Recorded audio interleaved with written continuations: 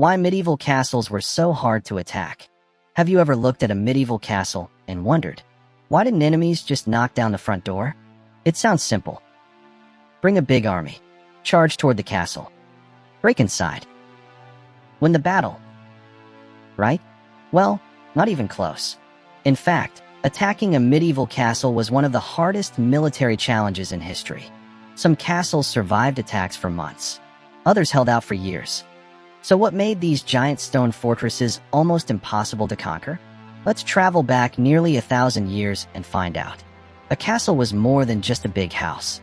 When people hear the word castle, they often imagine kings, queens, and fancy banquets. But castles weren't built to look beautiful. They were built to survive war.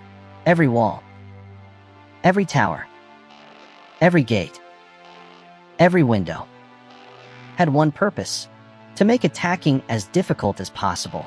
A castle was basically a giant puzzle designed to stop an invading army. Thick stone walls. The first thing attackers noticed: the walls. Castle walls weren't thin like the walls of modern houses. Some were over 10 feet, or 3 meters, thick. Others were even thicker. Imagine trying to break through a wall made of solid stone without modern machines. It could take weeks. Sometimes, it couldn't be done at all.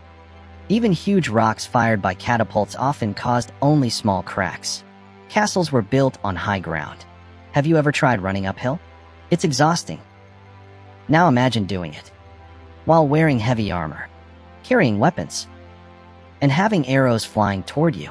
Many castles were built on hills or rocky cliffs that meant attackers had to climb before they could even reach the walls. The defenders, meanwhile, only had to look down. Being higher gave them a huge advantage: the moat. Some castles had another obstacle: a moat. Many people think every moat was filled with crocodiles. That's actually a myth. Most moats simply contained water, or were deep ditches. But they still worked incredibly well. Why? Because siege towers couldn't cross them. Ladders became harder to use, and attackers slowed down, making them easy targets. One tiny bridge. If there was only one way inside, you could defend it. That's exactly why castles used drawbridges. When friendly visitors arrived, the bridge came down. When enemies appeared, it went up.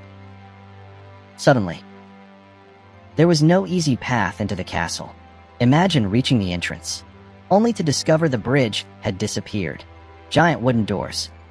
Even if attackers crossed the moat, they still faced enormous gates. Castle gates were built using thick oak reinforced with iron. Breaking them wasn't easy. But castles added another trick. Behind the wooden gate, there was often a heavy metal gate called a portcullis. If enemies smashed through one barrier, they immediately found another. The gatehouse trap. Believe it or not, the gatehouse was often the most dangerous place for attackers. Why? Because defenders attacked from every direction. There were tiny openings called murder holes. No, the name isn't very friendly.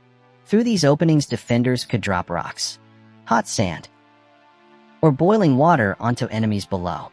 Contrary to popular movies, boiling oil wasn't used very often because it was extremely expensive. Water, stones, and sand worked just fine. Archers had the perfect view. Look closely at castle walls. You'll notice tiny narrow openings. These were arrow slits. They were designed perfectly. Archers inside could shoot at enemies, but attackers had an incredibly hard time shooting back. It was like trying to hit someone hiding behind a tiny crack in a wall. Tall towers. Castle towers weren't only for decoration. They let guards see enemies coming from miles away. That meant defenders had time to prepare, raise the drawbridge, store food, gather soldiers, light warning fires.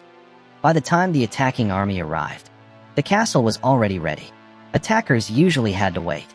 Since breaking inside was so difficult, many armies tried something different. They surrounded the castle. This was called a siege. Instead of attacking directly, they simply waited. Their hope? The people inside would eventually run out of food, or water, or hope. Sometimes sieges lasted weeks, sometimes months. Some even lasted years. Imagine being trapped inside a castle, not knowing when help would come. Secret escape tunnels, Some castles had hidden tunnels. These allowed defenders to secretly leave the castle. They could gather food, send messages, or surprise attacking soldiers. Not every castle had them, but when they did, they were incredibly useful. Life inside a castle during a siege. Life wasn't easy. People had to ration food carefully. Every loaf of bread mattered. Animals were kept inside the walls. Water had to be protected. Everyone had a job.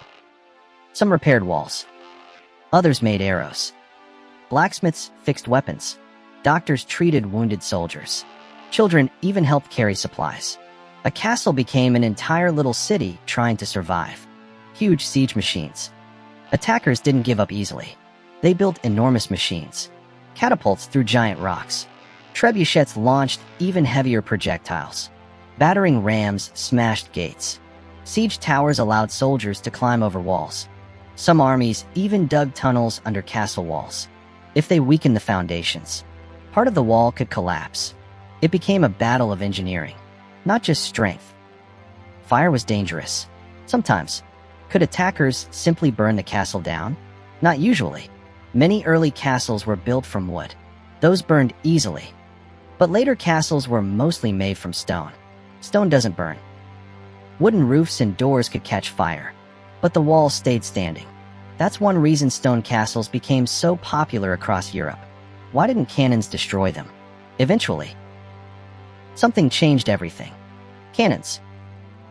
Powerful cannons fired heavy metal balls capable of smashing stone walls. The thick walls that had protected castles for hundreds of years suddenly became vulnerable. By the 1500s, traditional medieval castles slowly became outdated. New forts with lower, thicker walls replaced them. The age of castles was coming to an end. So, were castles impossible to capture? Not at all. Many castles eventually fell, but it usually required a much larger army, months of planning, powerful siege machines, or simply starving the defenders until they surrendered. Winning wasn't quick. It demanded patience, money, engineering, and sometimes a little luck. Conclusion. Medieval castles weren't just giant homes for kings. They were some of the smartest defensive structures ever built. Every wall, every tower, every bridge, every narrow window was carefully designed to make attackers' lives miserable. That's why conquering one could take months, or even years. Today, these incredible castles still stand across Europe, reminding us how clever medieval engineers really were. Before you go, if you enjoyed learning how castles defended themselves, don't miss our next adventures. If you love history, science, and amazing facts explained in a fun and simple way, don't forget to subscribe. Because every question you ask opens the door to another incredible adventure.